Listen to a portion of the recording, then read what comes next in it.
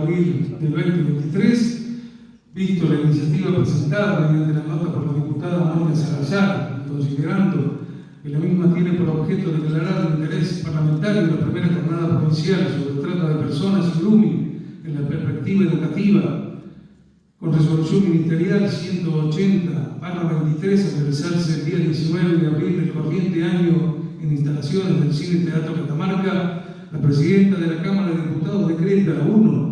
Declárese del interés parlamentario la primera jornada provincial sobre trata de personas y grooming en perspectiva educativa, a realizarse el día 19 de abril en instalaciones del Cine Teatro Catamarca. Artículo 2. Publíquese el presente en el sitio web de la Cámara de Diputados, categoría 2, cumplido, archívese y por supuesto lleva la firma de la señora diputada y por supuesto también de la presidenta de la Cámara. Ese es el instrumento y por supuesto el diploma que recibió la coordinadora de esta jornada y por supuesto de la mesa interinstitucional de lucha contra la trata de personas aquí en la provincia.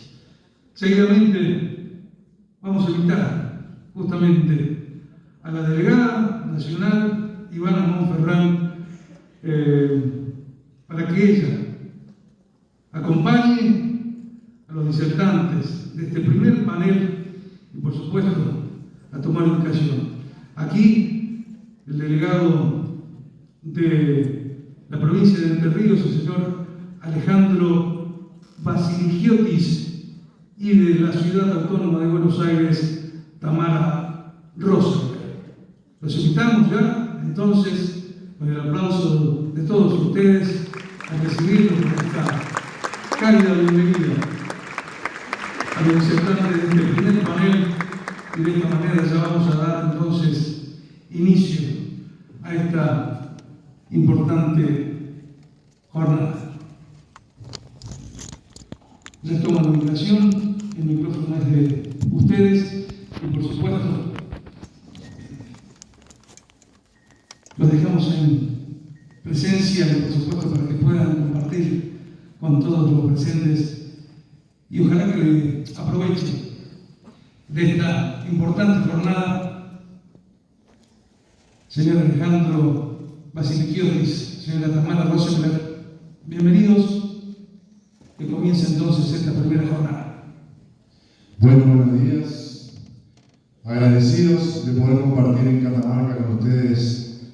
Los felicito por la hermosa ciudad que tienen. Estuvimos caminando un poco por la plaza ayer cuando tuvimos oportunidad. Y también agradecer a las autoridades, tanto provinciales como locales, por este recibimiento.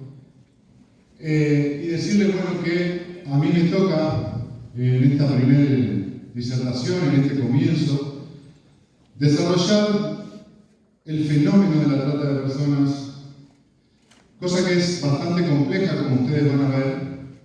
También es bastante complejo hacerlo en 40 minutos, por lo cual vamos a intentar hacer lo posible para poder transmitir de manera clara lo que queremos transmitir. Y también decirles y pedirles disculpas por una cosa.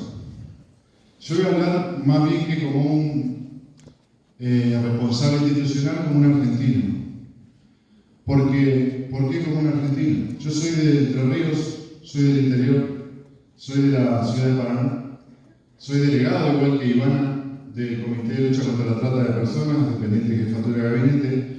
Pero digo como un argentino porque este fenómeno de la trata necesitamos verlo con sensibilidad. Necesitamos verlo más allá de los papeles y de las nóminas. Y si ustedes me permiten las informalidades que voy a cometer para poder hacer esto, porque me tengo que desacartonar un poco para hablar, y ustedes me entenderán porque sé que aquí hay muchos docentes que tienen que poder generar un diálogo, de alguna manera, o preguntas retóricas que voy a tener que hacer yo, porque generalmente cuando damos las capacitaciones las preguntas son de ida y vuelta, pero en este caso voy a tener que hacer muchas preguntas retóricas respondiéndome a mí mismo para poder aprovechar el tiempo. Entonces, desde ya les agradezco las informalidades que voy a cometer y bueno, y comenzamos de esta manera. La trata de personas es un fenómeno complejo, histórico, que de alguna manera, si ustedes se ponen a pensar, tiene que ver con el proceso de la historia de la humanidad. Y yo les voy a hacer una pregunta retórica en este momento. ¿Desde cuándo existe la esclavitud? La trata de personas y la esclavitud de alguna manera son la misma cosa. ¿Desde cuándo existe? Y si nosotros empezamos a revisar en nuestra memoria para responder esa pregunta, nos vamos a dar cuenta de que la respuesta no parece fácil, ¿no? Algunos podrían decir desde que existe el ser humano, porque de acuerdo a la concepción que tengan de la historia, siempre el hombre ha sometido al hombre, el más fuerte, el más débil, ¿no? Y podría responderse eso. Si algunos quieren apelar al conocimiento bíblico, por ejemplo, para respondérselo, Caín y Abel, por ejemplo. Si alguno tiene otra religión, otra creencia y también se lo quiere responder, quizás puede apelar a esa teología o a ese conocimiento. Bueno, ahora la realidad es que la esclavitud pareciera que es una realidad de origen. Ahora tenemos que comprender por qué el hombre explota al hombre de esta manera. Y es necesario entender que el término trata de personas es un término nuevo que se estableció en la Convención de Palermo en el año 2000. Ahora, cuando nosotros nos dicen trata, nosotros simbólicamente, las imágenes que se nos vienen, ¿son las mismas imágenes que se nos vienen cuando se nos dice esclavitud? No son las mismas. Inclusive el cine ha creado imágenes respecto de la trata que son distintas de aquellas que ha creado tanto el cine como la literatura, como la palabra escrita sobre la esclavitud. Cuando yo a ustedes les digo la palabra esclavo y les pido que cierren una milésima de segundo de los ojos y vean la imagen, ¿qué vemos? Pregunta retórica otra vez. Exactamente, la simbología, gracias, que vemos, que tenemos instalada en el mundo occidental, son cadenas y un hombre negro desnudo, posiblemente agachado, rendido. ¿Es así? En general. Bueno, pareciera que esa imagen está creada, pareciera que esa imagen la tenemos instalada. Ahora hago un breve comentario. La enciclopedia desde la cual nosotros estudiamos y concebimos estas imágenes fue producida desde el año 1800 en adelante, el enciclopedismo de D'Alembert y de Delon. Entonces, ¿qué pasó antes de 1800? Antes de Cristo, por ejemplo, existían civilizaciones, estaba la civilización china, la India, ¿no? La Polinesia, Cartago.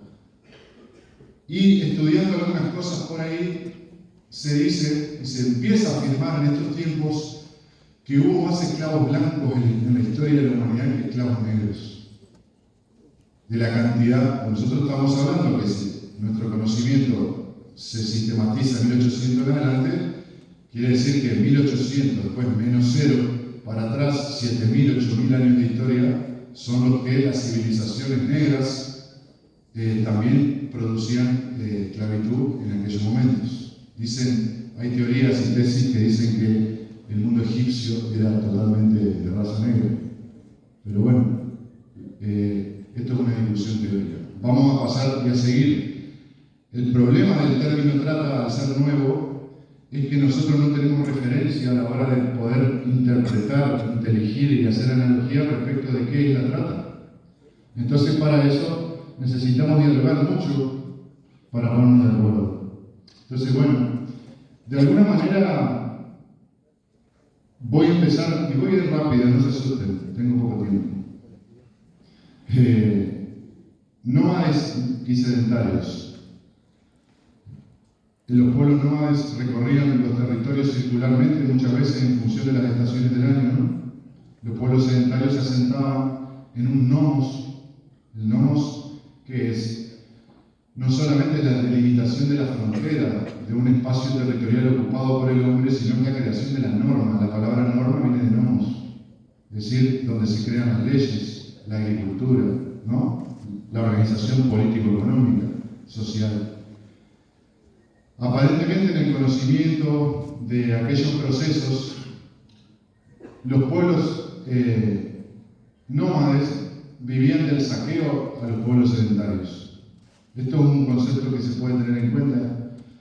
Y en ese proceso es interesante para entender cómo a lo largo de la historia de la humanidad y hasta el día de hoy podemos interpretar cómo también sigue habiendo sistemas nómades que saquean a los pueblos sedentarios. ¿Me explico? Deuda externa, sistema financiero. ¿Me explico? Es decir, yo lo que voy a hacer hoy es mostrar la explotación laboral y la explotación sexual, sobre todo en la virtualidad, como un fenómeno. Después mis compañeras se van a encargar de desarrollarlo en términos prácticos y sistemáticos o jurídicos. Entonces, esa comparación que hago con el presente, con un posible origen del saqueo y de la toma de esclavos por la guerra, que es la más conocida, ustedes se acordarán del antiguo Egipto. Ahora, cuando yo le digo esclavitud, también empiezan a aparecer las imágenes históricas que todos tenemos instaladas respecto de cuándo fueron los momentos donde más tenemos arraigados los símbolos de la esclavitud de manera histórica. Podemos hablar de Egipto, ¿no? El pueblo judío en Egipto, esa historia es muy conocida. Podemos hablar de Grecia, podemos hablar de Roma, ¿no? Ahora, esta forma traída rápidamente a Grecia, hubo un proceso que se llamó la Guerra de los Aristoi, que fue el origen de la aristocracia, según los griegos, donde distintos reinos con reyes se asentaron en las basileas, donde comenzó el proceso de asentamiento del pueblo griego y la organización de la polis. Pero esto devenido entre ese vínculo de saqueo de los pueblos sedentarios, tenemos que entender que Grecia es la primera civilización que empieza a conformar una estructura jurídica occidental. Primeramente fue Egipto, luego Grecia. Ahora, ¿qué tiene que ver todo esto con la trata? Tiene que ver con que tenemos que comprender que Aristóteles, ¿qué decía Aristóteles respecto de la esclavitud? ¿Cómo concebía la polis griega y los filósofos griegos? ¿Cómo concebían el esclavo? ¿Qué era un esclavo para los griegos? Les pregunto a ustedes, ¿en Grecia había esclavitud?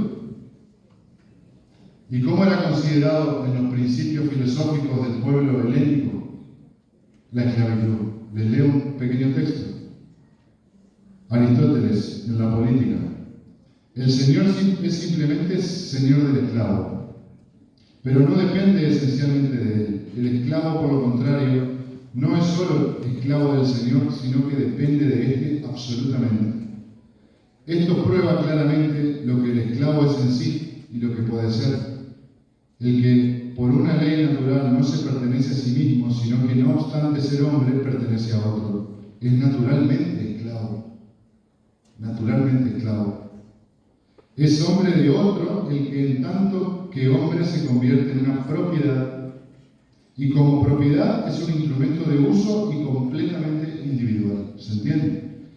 Ese era el principio aristotélico respecto de la concepción del esclavo. Había quienes nacían naturalmente para ser esclavos y había quienes nacían naturalmente para ser hombres.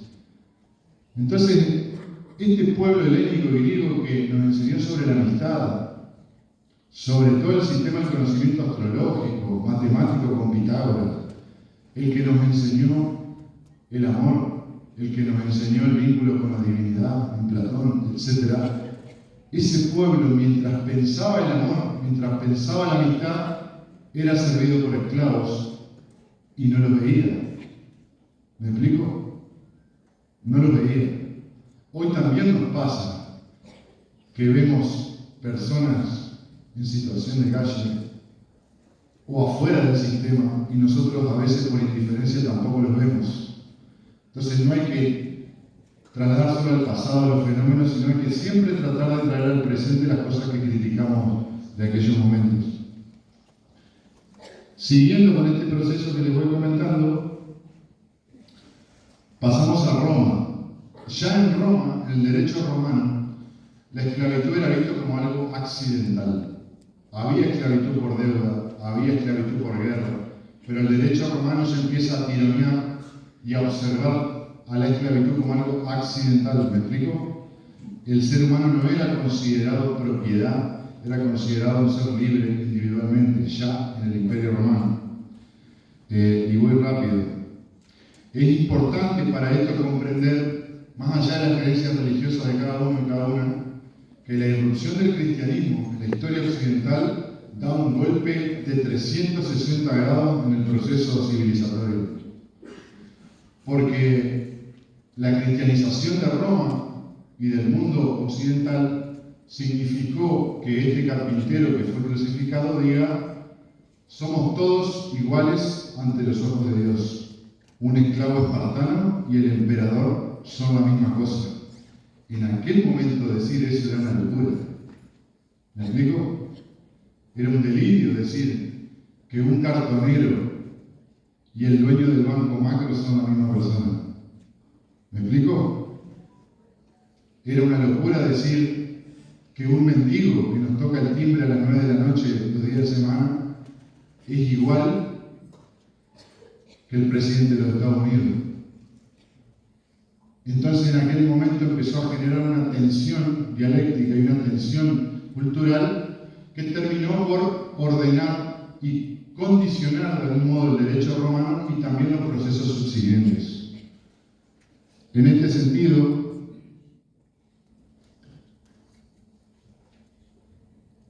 luego de esa irrupción, tenemos por ejemplo la historia de Espartaco.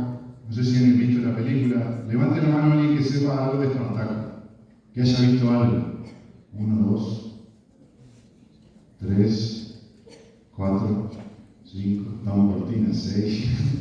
No, está bien. Parece que son cosas que se van pasando de moda, ¿no? Pero Espartaco fue un gladiador que se rebeló contra el régimen imperial y organizó un ejército de esclavos contra el sistema político jurídico romano. Fue impresionante esa guerra de guerrillas que hizo y es algo digno de conocer.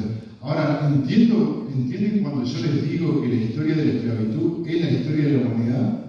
¿No es acaso la historia de la humanidad la lucha por ser libres y tener una vida plena y tener paz y tener la libertad para poder decidir si uno está en paz o no?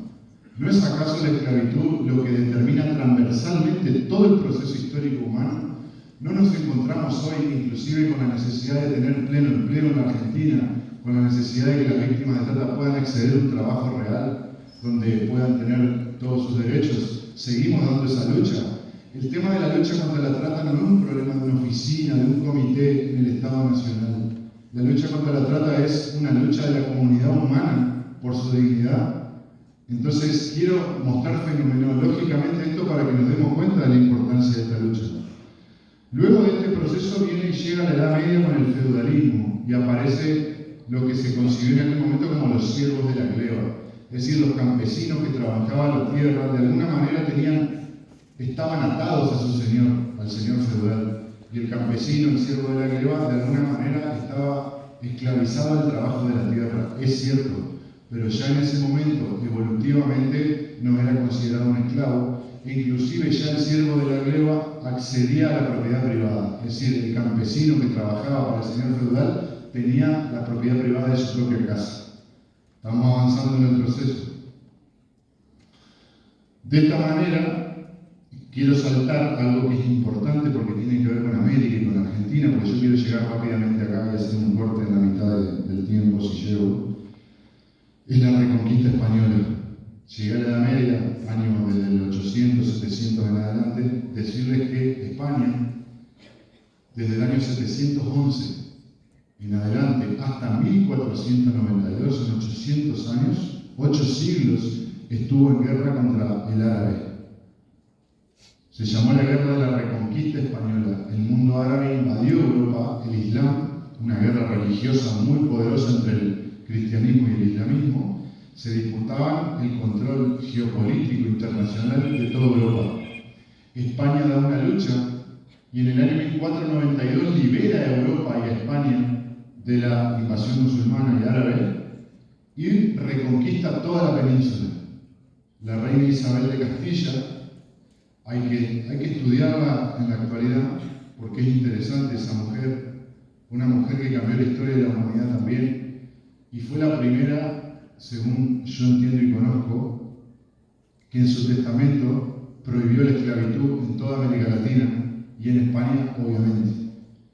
Hay que estudiarlo. Después lo que sucedió en la realidad, las complejidades de la explotación de los pueblos originarios, etc., por supuesto que todo eso es cierto, pero tenemos que observar en términos históricos lo que sucedió en ese momento.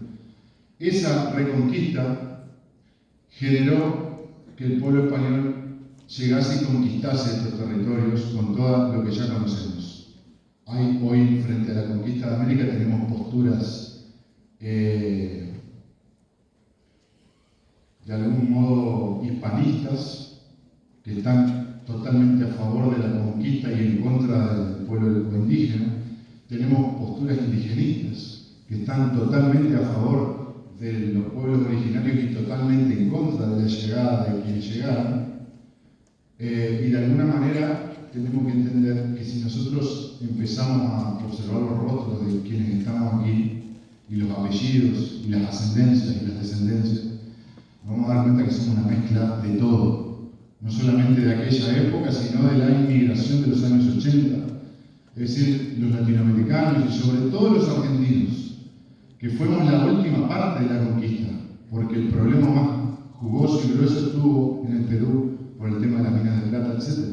Nosotros somos mestizos, somos una mezcla, tenemos de todo en nuestra familia y tenemos el deber o la misión de aprender a convivir en la diversidad, porque la diversidad es lo que nos va a sacar de la división en la que estamos hace muchísimo tiempo. Entonces, de esta manera, esta reconquista española que llega a América produce el nacimiento del Imperio Español. El Imperio Español fue el imperio más grande que se haya conocido en la historia. Toda Europa, toda América era parte del Imperio Español y los reyes Fernando Isabel, Felipe II, Carlos V, fueron los que llevaron adelante todo un proceso que no fue de colonización, y ahora les voy a explicar para llegar al tema de la ley de trata que se te llega. Ese imperio, de algún modo, lo digo rápidamente, tenía un vínculo con los curacas, que eran los caciques de los pueblos originarios en el momento del Imperio Español, digamos la conquista antigua, vamos a llamarle, de América. Se llegó a un acuerdo. Obviamente había explotación, estaba la mita, el yanaconajo, estaba la encomienda, donde se reducía a los trabajadores a explotar la tierra y la minería, sobre todo al pueblo indígena que no tenía conocimiento mucho de agricultura, por eso tuvieron que apelar al pueblo africano para esclavizarlo acá, pero ahí voy a eso. Pero quiero que entendamos de que de algún modo había un diálogo, y estudienlo esto, no me crean a mí, entre el antiguo Imperio Español de la Conquista y el sistema originario local. Yo tengo las cartas de Carlos V escribiéndole como rey a los reyes caciques de civilizaciones locales. Es decir, observen, Tupac Amaru, por ejemplo, era marqués, hablaba latín, hablaba castellano, ¿no? Hay que estudiar eso y hay que estudiar cuándo se quiebra el diálogo y cuándo empieza la explotación y la masacre del pueblo indígena en América Latina, que no fue en aquella antigua conquista, sino un poco más adelante, que se lo voy a contar muy brevemente. Entonces, de esta manera, seguimos avanzando y tenemos que hablar de algo muy importante.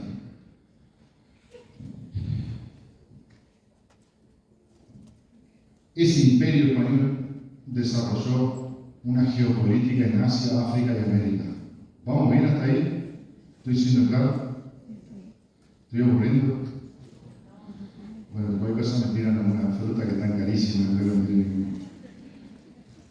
La geopolítica del Imperio Español en Asia, África y América, ¿cuál fue? ¿La invasión con ejércitos? No. ¿Cómo intentó conquistar el Imperio Español de Carlos V, Felipe II? ¿Cómo intentó conquistar los 3 continentes? Lo hizo con las órdenes religiosas. Los jesuitas, franciscanos y dominicos viajaron a los 3 continentes, al africano, al asiático y al americano, que es nuestro, y por un decreto del virrey del Perú se prohíben los ejércitos de España en América. y entran las órdenes religiosas, que fueron las únicas autorizadas en tener contacto con el pueblo originario. Eso fue un proceso netamente español. San Ignacio de Loyola, San Francisco de Asís, es importante esto. Para poder comprender un poco de qué estamos hablando, de por qué nacen estas órdenes, es importante entender el tema de la esclavitud de esta cuestión. La Iglesia se había convertido en un ejército en las cruzadas. El Papa era el general de un ejército, ya no era un Papa. Eso le había sucedido en la Iglesia desde el año 1095 hasta el año 1200. Las cruzadas empezaron en 1095. En el 1200 el Papa era un general en jefe de un ejército y la Iglesia se estaba derrumbando absolutamente. Cuando aparece San Francisco de Asís, que tiene ese, no sé si lo conocen, que tiene ese proceso, pero que veámoslo en términos fenomenológicos y políticos. ¿Qué produce San Francisco? Salva el proceso eclesiástico católico, lo salva porque iba a la ruina por haberse convertido en una máquina de matar, en una guerra religiosa. San Francisco de alguna forma hace renacer el proceso y recomprender cuál era la misión de la Iglesia en el mundo y genera ese acto de pobreza. San Francisco era noble, vivía de joda, le gustaban los prostíbulos, iba a la guerra por diversión. San Francisco era así, estudianlo.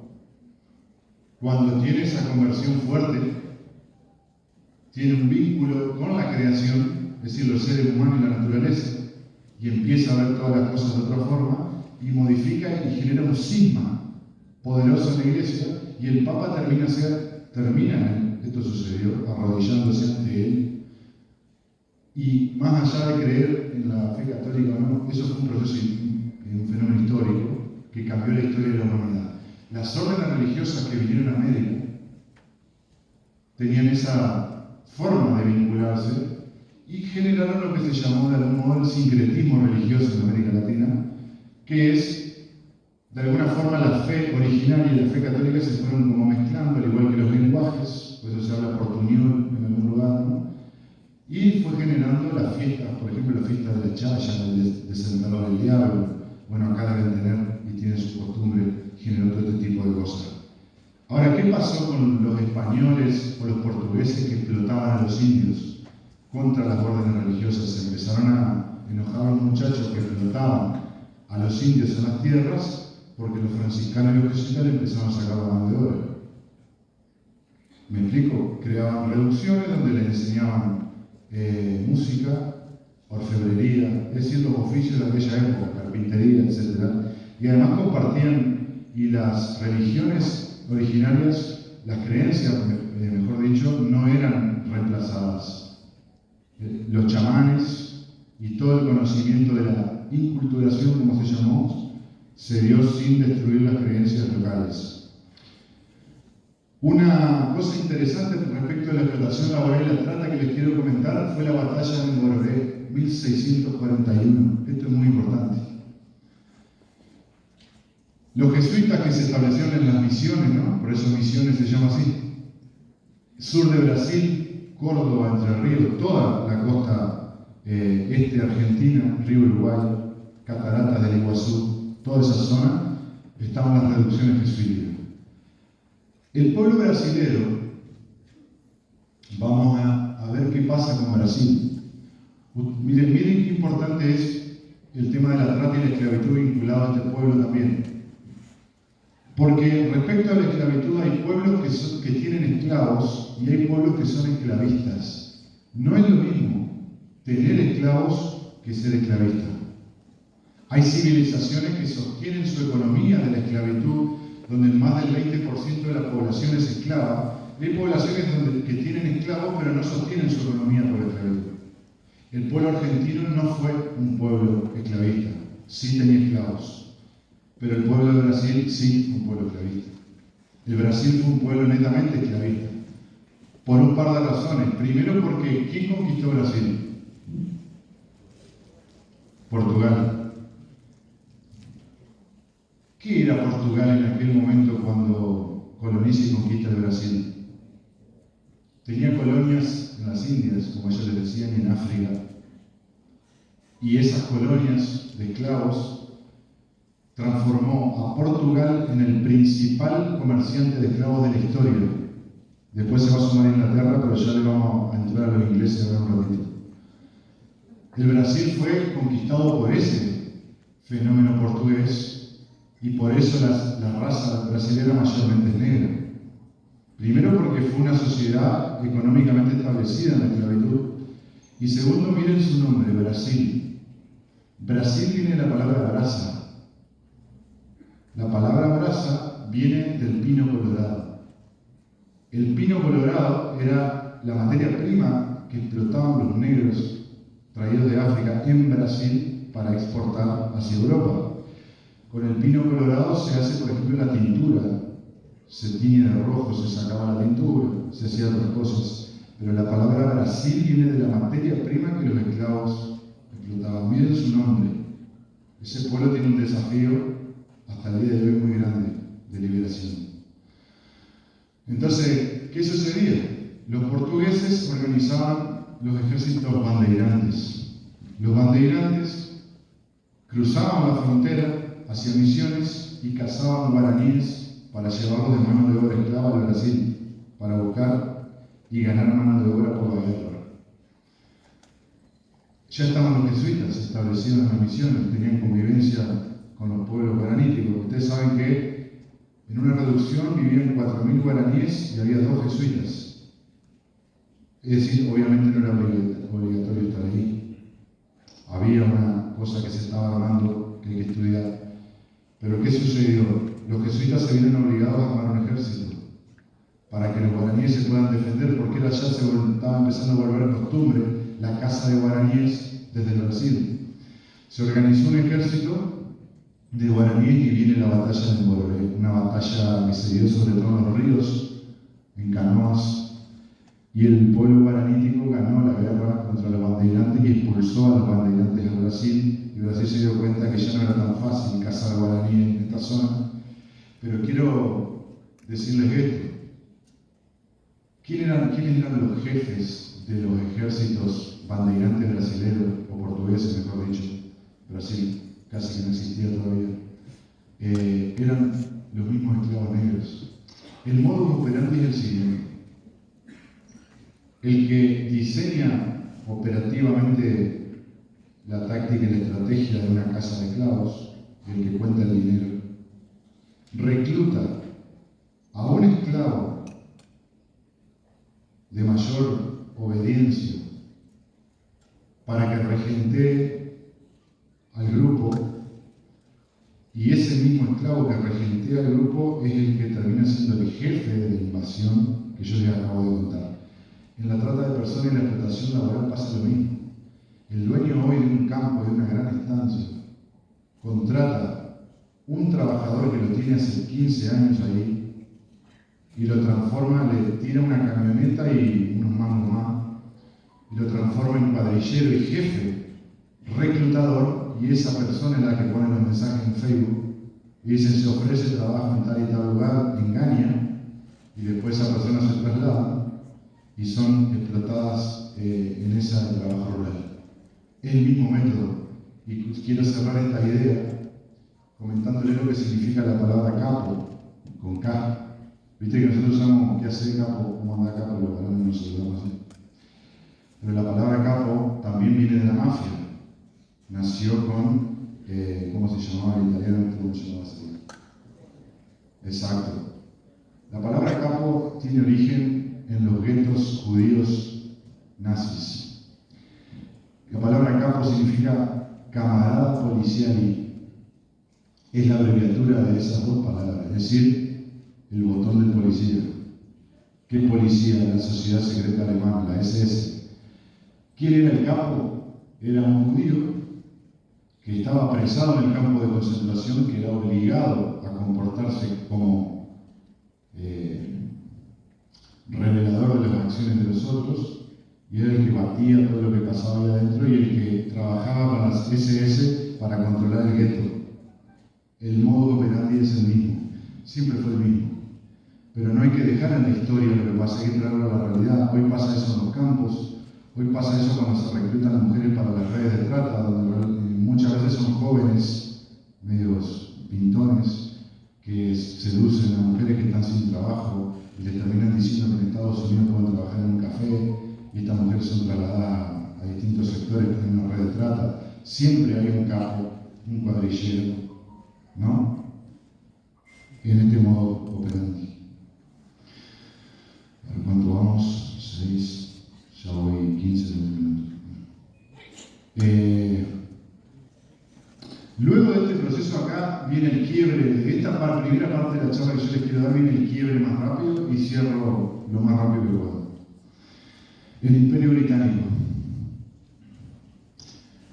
Ese imperio español que les conté es vencido en la batalla de Lepanto y toda su armada invencible se llamaba la flota del Imperio Español que atravesaba los mares tanto de Asia, de África como América. La armada invencible es destruida por la armada naval británica y el Imperio Español cae. Ahora empieza a surgir un nuevo imperio, que es el Imperio Británico.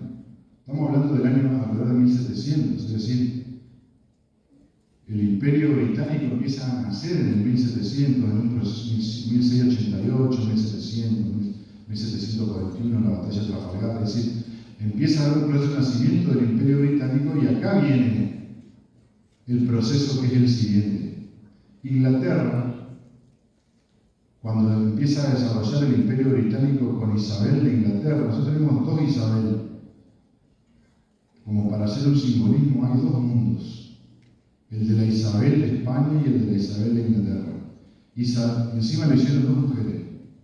Y tenemos dos Américas, la América del Norte, que es Isabel de Inglaterra, y la América del Sur, que es Isabel de España. Esas dos Américas, la del Norte y la del Sur, la que habla castellano y la que habla inglés, fueron llevadas adelante en origen por dos mujeres.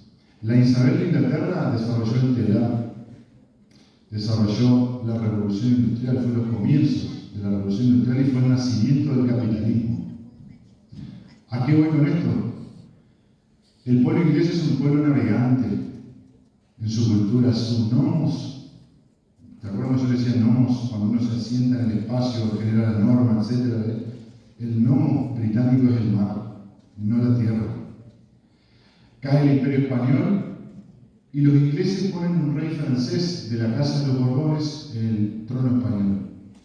Cae la dinastía de los Habsburgos. España ya no era España. España era gobernada desde Inglaterra con un francés en el trono.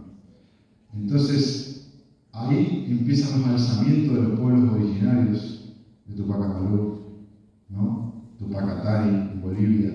Todo ese proceso del alzamiento y la ruptura con los curacas del diálogo anterior se fragmenta en 1000 pedazos. Y ahí empieza la resistencia de los pueblos originarios porque empezaron a generar, los municipios se crearon en ese momento con los ingleses, los Borbones en el trono. Se empezaron a quitar todos los derechos y las vinculaciones diplomáticas que había con los caciques. Y ahí empieza la masacre real del pueblo latinoamericano. Por eso no me crean, estudienlo, busquen distintas fuentes y busquen cuando apareció el nacimiento del Imperio Británico, cómo se empezó a quebrar todo el sistema. Obviamente lo hacían en nombre del Imperio Español, obviamente lo hacían en nombre del rey español, pero el rey español era francés, el rey español ya no existía. Ahí empezó todo ese proceso de colonización, ahí nace la colonización. La colonia, por eso le pusieron colonia a los ingleses, por Colón, para demonizar el proceso anterior, pero la colonización nació en el nacimiento del Imperio Británico, no en el proceso anterior. Pueden estar en desacuerdo conmigo y tienen todo el derecho. Yo les doy sincera y humildemente mi mirada para que podamos cuestionar un poco la realidad y llegar al fenómeno de la trata en la actualidad. Entonces, de esta manera, el colonialismo de Asia, África y América, hasta el día de hoy, África es una colonia inglesa y francesa. Hasta el día de hoy, en el Asia hay estancamiento y establecimiento británico. Hoy tenemos Malvinas, tenemos la Guayana francesa, tenemos Haití, es decir, territorios que siguen siendo ingleses y franceses hasta el día de hoy. La España antigua de la conquista, de la Isabel que prohibió la esclavitud en su testamento, cayó, fue derrotada y desaparecida. De esta manera nace el capitalismo, y acá viene una cosa jugosa y terminamos esta primera parte. Nace el capitalismo, se crea, y la revolución industrial, esas cosas vienen juntas. Se desarrolla el sistema capitalista que convive perfectamente con la esclavitud. La piratería, el saqueo, la venta de esclavos negros que ya venían en manos en partes de España, en partes de Portugal, sobre todo, y ahora las compañías negreras, las compañías de tráfico de esclavos africanos, se trajeron alrededor de 4 millones de negros. Se creaban reinos en África donde el rey era el que comerciaba directamente con los europeos para vender a sus hermanos. En este proceso, y ahora quiero que escuchen esta parte, acá nacen las potencias, y empieza el nacimiento de las potencias. El Imperio Británico fue el primer imperio inteligente para la colonización de la historia de la humanidad. Porque si bien Roma, el Imperio Romano o el español tenían un proceso de conquista, en el caso romano con las legiones que invadían, ¿no?, los pueblos bárbaros, entre comillas, y en el caso español, como les dije, con el sincretismo religioso, las órdenes religiosas, etc., el Imperio Británico intentó invadir Uruguay en 1780, la guerra de Ceballos, 1806-7, las invasiones inglesas a Argentina, y los sacamos carpiendo y no pudieron entrar. Entonces entraron por la diplomacia, muchas veces con la masonería. En aquellos momentos, la diplomacia política, la captación de grandes aristocracias de los pueblos más hacendados. Y les quiero comentar que este desarrollo británico del colonialismo es bastante parecido, y acá les dejo una clave y voy rápido al final. Le hablé de pueblos nómades y sedentarios. Les dije que los nómades vivían del saqueo de los pueblos sedentarios.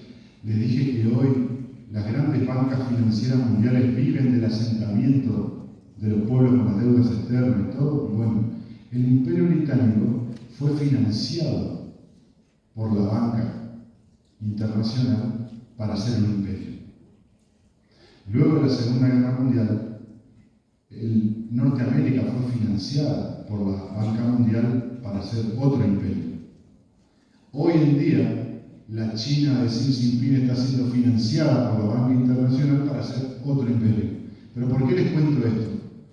Les cuento esto porque la acumulación mafiosa de capital que convirtió a Estados Unidos e Inglaterra en una potencia mundial fue la esclavitud.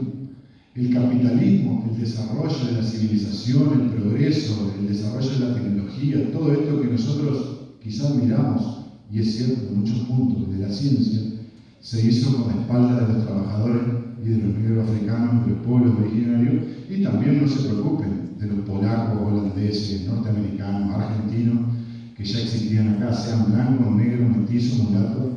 Es decir, el desarrollo de las grandes potencias se hizo con la espalda de los esclavos. Siempre fue así. Mujeres, varones, niñas, niños y ancianos.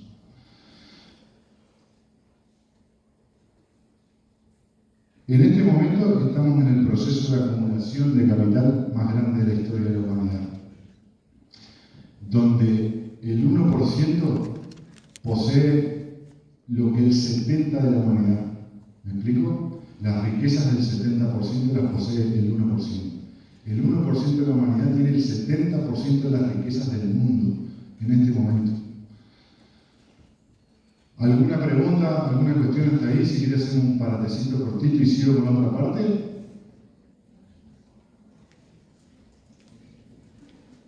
A ver si descansan un poco.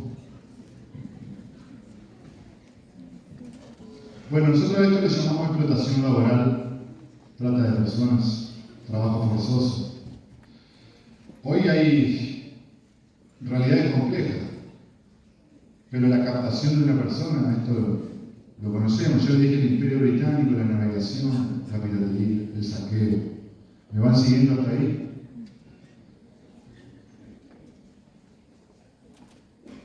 Voy a decir muy rápido lo que ha hecho Argentina. Sobre todo vamos a hablar de la Argentina porque somos argentinos y argentinos. Las reducciones jesuíticas, los franciscanos, ese proceso de misiones para abajo, que obviamente cuando llega el imperio inglés y el portugués, chao, expulsión de los jesuitas y los mataron a todos en una isla. Porque había que destruir el plan estratégico del Imperio Español de entrar de una manera, de esa manera, ¿no? El tema de la fe inculturada, el vínculo con los pueblos originarios locales. Encima de esa manera es difícil de destruir porque vos podés matar a los adultos, por ejemplo, pero la fe y la mezcla cultural queda en el corazón de los niños. Muchas veces las cosas que nos cuentan nuestras abuelas, y vos decís, ¿y vos qué crees? Yo creo en lo que me contó mi abuela. ¿Viste? Los romanos decían que es la patria donde están enterrados nuestros abuelos. Por eso hay que defenderlo, ¿no? En este sentido, esas reducciones que fueron expulsadas por el Imperio Británico generaron ese proceso que hablamos hoy, crearon 32 universidades en 3 idiomas, quechua, náhuatl y guaraní. La gramática de los idiomas quechua, náhuatl y guaraní la hicieron los jesuitas, el padre Barzana. La gramática, crearon la gramática del idioma y le dieron a los guaraníes, a los aymaras, etcétera, su gramática. Luego viene el federalismo, federales y unitarios, vamos a salto rápido, ese enfrentamiento. Los unitarios eran los amantes de la cultura europea y los federales eran la mezcla de acá, el gaucho, el Martín Fierro. Bueno, ahí tenemos otra cosa importante. El Martín Fierro era explotación laboral. Lo que va a decir.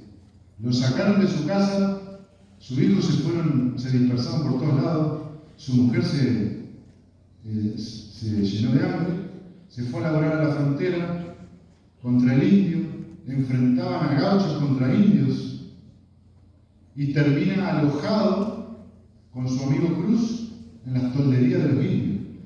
Miren el mensaje de Hernández acá, importante esto. Martín Fierro y Cruz y el indio aloja al gaucho porque la policía lo perseguía. ¿Y cómo termina el Martín Fierro? Termina una payada de Martín Fierro con el moreno, con un negro. ¿Se entiende el mensaje? El mensaje de Hernández es indios, gauchos y negros juntos. Esa es nuestra cultura, esa mezcla. Ese es el mensaje de Hernández, pero hay que leerlo. Y la payada del negro es impresionante. Si la quieren volver a ver, se la recomiendo. Cómo hace Hernández hablar a un negro con el conocimiento de la cultura africana. Es impresionante.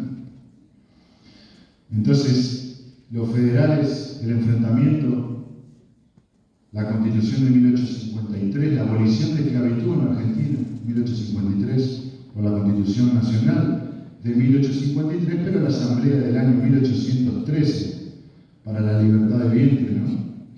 En Argentina. Empiezan los países a abolir la esclavitud en todo el mundo. Argentina 1813. Luego tenemos a Hipólito Yrigoyen, creador de la UCR, del radicalismo, el que instaura e institucionaliza las 8 horas de trabajo. Luego tenemos a Alfredo Palacio, la primera ley del mundo contra la prostitución de mujeres, niñas y niños. La primera ley del mundo. Argentina es vanguardia y pionera de la primera ley del mundo contra la prostitución de mujeres, niñas y niños. Luego de Alfredo Palacio tenemos el Estatuto del Peón y los derechos del trabajador de Juan Domingo Perón. Un radical, un socialista y Juan Domingo Perón, un peronista. En la lucha por la dignidad humana y contra la esclavitud y la explotación. Es decir, si nosotros miramos la historia como un proceso, nos damos cuenta que los argentinos, sea de qué partido vengamos, siempre dimos una lucha por la dignidad. Y si vemos el proceso y vemos de esta forma fenomenológica que les cuento, empezamos a dar cuenta que tenemos que dejar de acuchillarnos entre nosotros y darnos cuenta de que, a pesar del partido que venga el que venga, en aquel momento, que el pueblo de hoy, háganse cargo de ustedes, partido que venga el que venga, se ha luchado por la dignidad humana siempre. En este sentido, la ley contra la trata de personas, 2008, su reforma en 2012, la creación de este comité en el cual hoy participamos con mucha convicción. Por eso estamos hoy reunidos acá con ustedes, dialogando de estas cosas. La lucha contra la esclavitud. Ustedes dicen, bueno, eso nunca se va a erradicar. Siempre existió, vos mismo lo estás diciendo. A ver, ¿y quién nos dijo a nosotros que nacimos para ver el fin de la erradicación de todos los problemas del mundo? Uno nace en un soplo de la historia y participa y da lo que puede. Y modifica y avanza. Nosotros vimos desde la Grecia del principio aristotélico, pasando por la Roma, donde la esclavitud era accidental, pasando por el señor feudal, donde había propiedad de la tierra, pasando a ese proceso, las reducciones y los derechos del trabajador, es decir, del esclavo a los derechos del trabajador, las 8 horas, vacaciones, es lo que hoy estamos gozando algunos y otros no, y muchos otros no. Pero los derechos del trabajador son la conquista evolutiva. Y Argentina fue pionera en los derechos del niño, de la ancianidad, del trabajador. Y Irigoyen y Palacios son parte de ese proceso, no son enemigos. Al contrario. Entonces, ¿qué les quiero decir? La creación de las mesas interinstitucionales es la que armó este encuentro, la mesa de Catamarca con Ivana y todos los compañeros de los distintos organismos. Y esto que estamos llevando adelante, quiero terminar de dar esta idea, me quedan unos minutos más, ¿no? Son las 10:20, ¿tengo un tiempo más? ¿Sí? Porque vamos a la virtualidad ahora. Ahora vamos a pasar a la virtualidad a los jóvenes en las redes, y está vinculado a lo que dije recién, por eso lo quería decir. Nosotros tenemos que comprender la importancia de trabajar la comunidad, las organizaciones de la comunidad también y el Estado de manera conjunta. Es difícil, estamos en momentos difíciles, pero este encuentro demuestra que es posible generar este diálogo con ustedes. ¿Todos son docentes acá? ¿Pueden levantar la mano los docentes? Tenemos 80 o 90%. ¿Y las fuerzas de seguridad? Que son fuerzas de seguridad nacionales, provinciales, policías, gendarmería. Bien, un gusto que estén acá, muchachos y compañeras. Trabajamos muy bien en todas las provincias con las fuerzas de seguridad en este proceso. El trabajo mancomunado entre las fuerzas de seguridad, las organizaciones de sociedad civil, el Estado, la comunidad, las empresas, es la clave para esta lucha contra la trata y para todas las cosas. Los problemas de la niñez en la educación, los problemas de abuso. Es decir, si no hay comunidad, diversidad, unidad en la diversidad, no vamos a poder contra esto que nos está atacando cada vez más fuerte. Paso a la última parte y termino. Ustedes vieron que yo hablé del nomos y hablé del imperio inglés y dije que el nomos del imperio inglés es el mar. Por eso ustedes vieron en Netflix que está Vikingos. Hoy está de moda la onda hipster. ¿Han escuchado eso? Que son las barberías, donde los varones se cortan la barba y el pelo de determinada manera. Están de moda las cervezas artesanales, ¿no? Todo eso es cultura inglesa en general. ¿Qué tiene que ver esto con lo que les voy a decir? Hablamos del traslado de los negros en los barcos, de la piratería, del saqueo, de los puertos. Ahora yo le voy a preguntar, y quiero hacer una fenomenología ahora. Cuando entramos en cómo se llama la acción, a ver si lo puedo decir como diccionario, dices, ¿cómo se llama la acción de buscar información en Internet? Navegar, escuché, esa es la que yo quería escuchar. Se llama navegar. ¿Qué hace uno en una red? Navegar. Ahora uno dice navega y no se pregunta por qué dice navegar. ¿Por qué navegar si no estoy en el agua? ¿Cómo se llama cuando vos traficás información? Piratería. se llama el lugar donde van los puertos USB. Perdón, ya lo dije. Donde va el pendrive. Puerto. Bueno. Yo lo que quiero transmitirles es que el lenguaje técnico del inglés, navigation, port, ¿no? Del nomos del mar, de quien dominó desde Inglaterra después de la Segunda Guerra Mundial a Estados Unidos, y Estados Unidos fue el que centralizó el conocimiento de la navegación web y desarrolló todo el sistema de programación, etcétera, etcétera, etcétera, de los software desde Macintosh, Windows, etcétera, etcétera. El lenguaje es un lenguaje del mar, es un lenguaje del agua, de la misma manera que lo era en el proceso de la conquista. Y yo lo que quiero transmitir, quizás medio forzado, pero que la captación humana que antes se hacía en el mar y en los barcos, ahora se hace en la web. Hay una transición de los métodos de captación y de esclavitud humana de la realidad a la virtualidad. Entonces, lo primero que tenemos que empezar a pensar, y ya lo estamos pensando la mayoría, y cada vez lo pensamos más, y pensamos lo siguiente: ¿sirve que esté tanto tiempo en el teléfono? Le digo a mi hijo que no esté mucho tiempo, pero yo estoy un montón de tiempo. ¿Sirve? Es decir, otra pregunta más. ¿La navegación web es buena o mala? Es como la realidad, ¿no? Hay cosas buenas y cosas malas. O sea, vos encima, vos te metés ahí y podés hacer lo que quieras. Porque estás solo encima.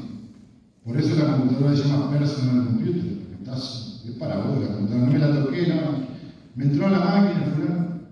Las cuentas, las contraseñas.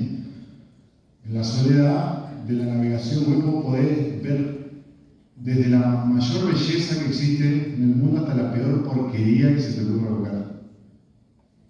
Y todo lo hemos hecho. El que diga que no, que venga y de la charla.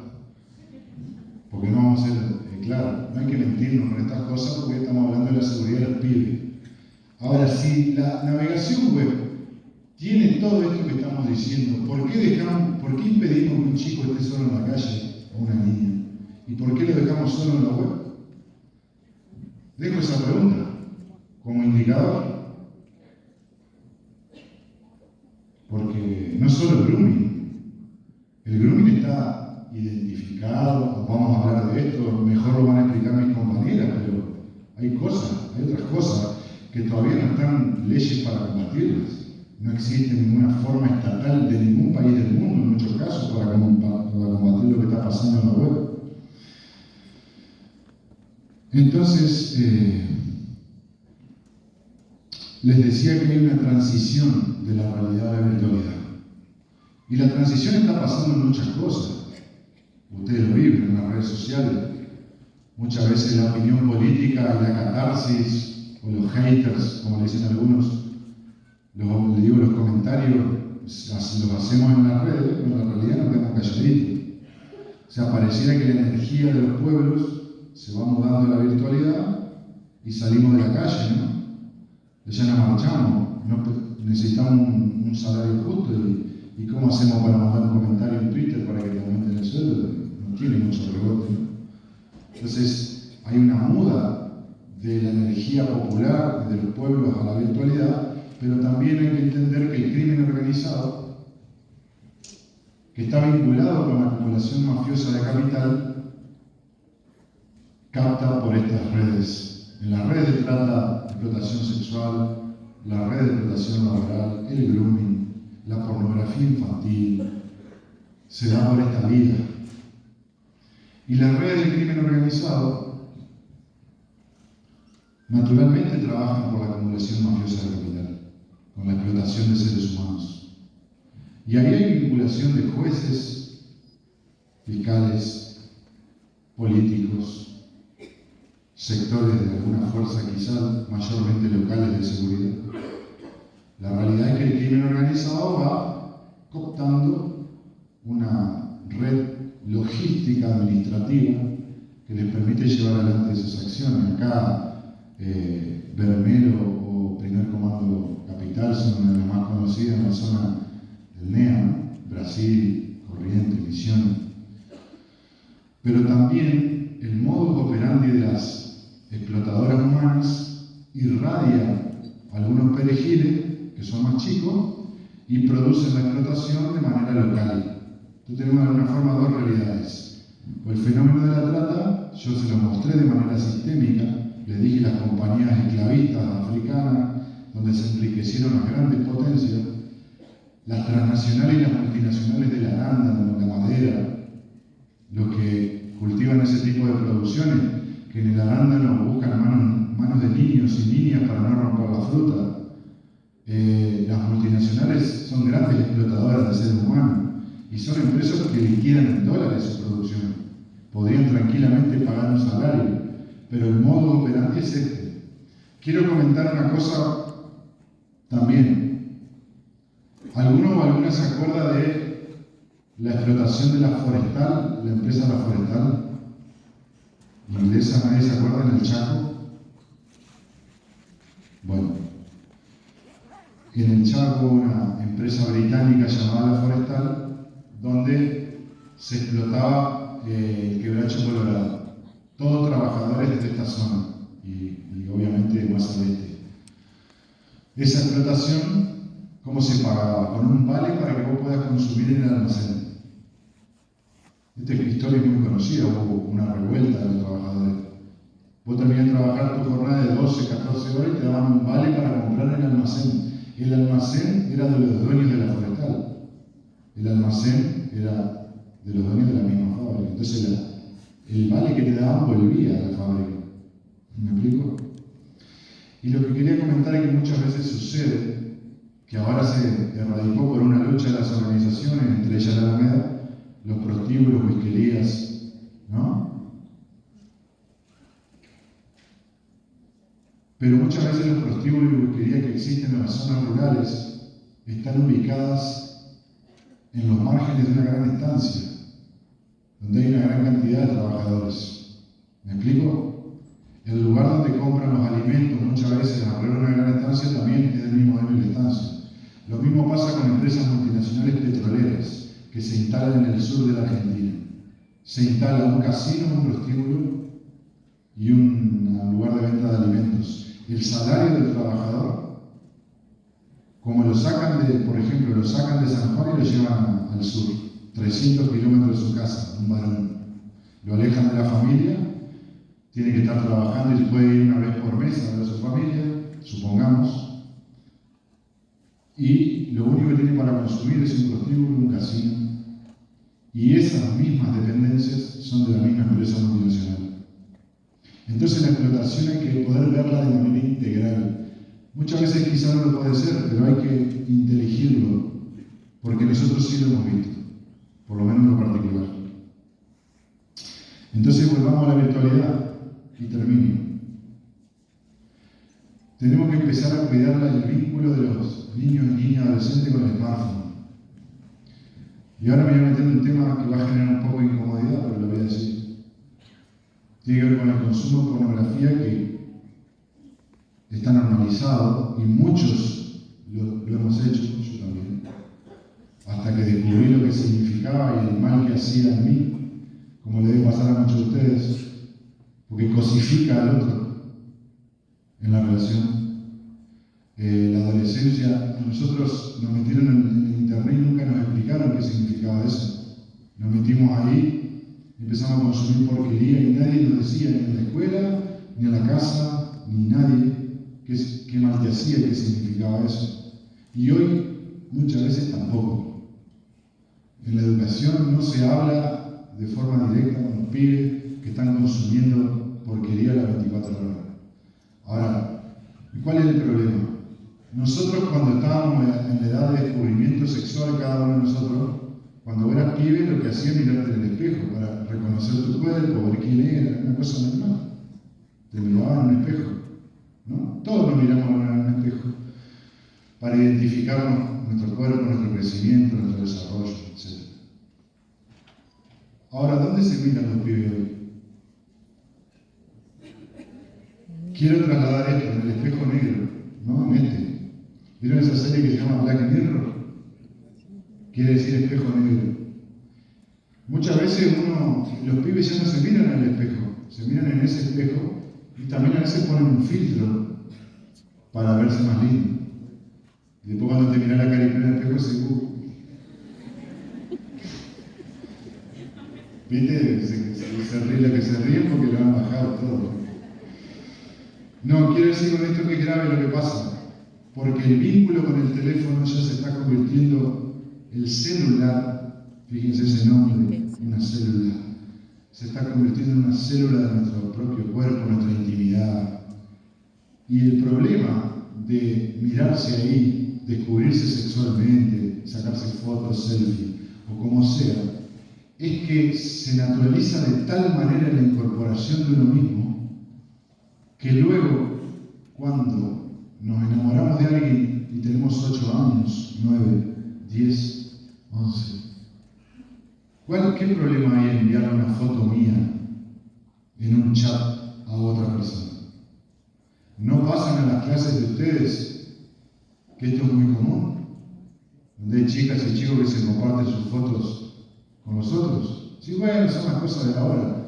Ojo, yo no estoy poniendo acá una actitud de moralista y de reprimir ciertas conductas. Yo lo que estoy advirtiendo es que fenomenológicamente la naturalización del vínculo del smartphone con el propio cuerpo de los niños los está preparando para explotarse en la web sin darse cuenta que se están explotando, y el que esté en contra mío y está a favor del trabajo sexual en la red, bueno, lo discutiremos a la salida de muy buena manera, yo le invito a tomar un café.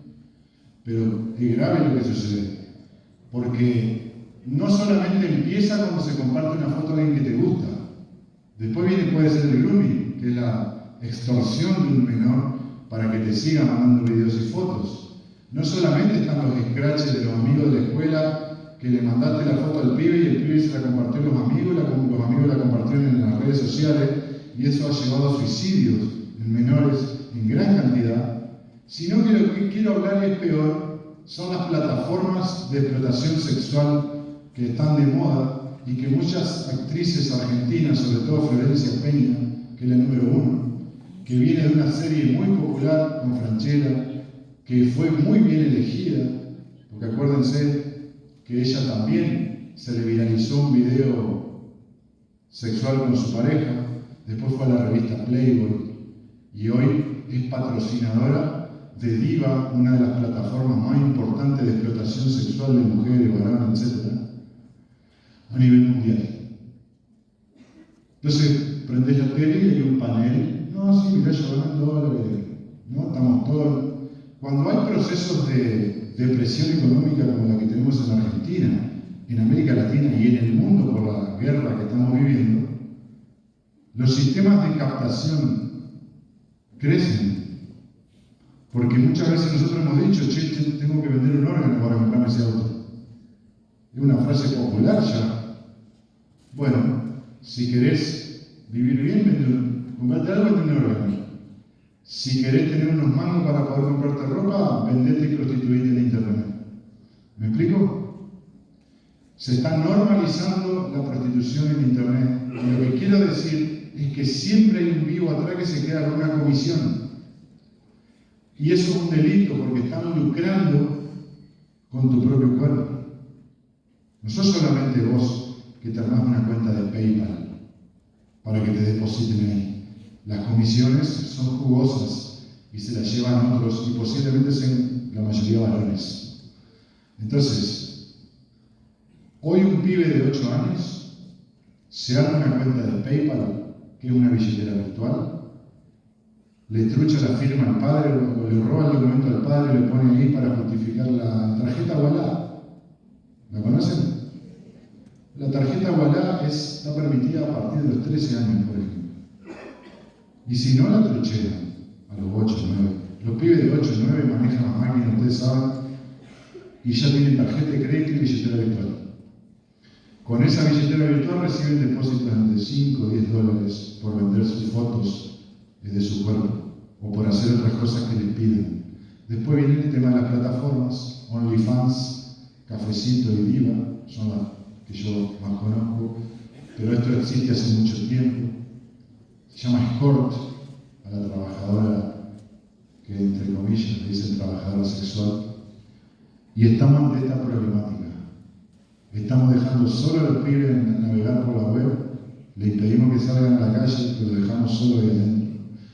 El Estado no tiene muchas veces una legislación sobre lo que está pasando en la virtualidad porque todo nuevo y viene tan rápido que de aquí que se ponen de acuerdo muchas veces el sistema político, esto ya avanzó, ya está consolidado. Y para terminar les digo, tenemos un desafío. Yo les dije, fenomenológicamente hay una transición de la realidad a la virtualidad.